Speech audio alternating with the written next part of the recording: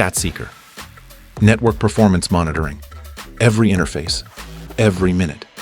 Statseeker collects data on the activity, performance, and health of your network every 60 seconds.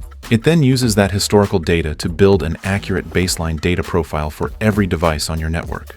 These baselines encompass the typical behavior for each element of your network, for each minute of each day of the week. Baseline data is specific to each device, so you can compare it to current activity and determine if observed behavior is typical, and easily identify unusual activity.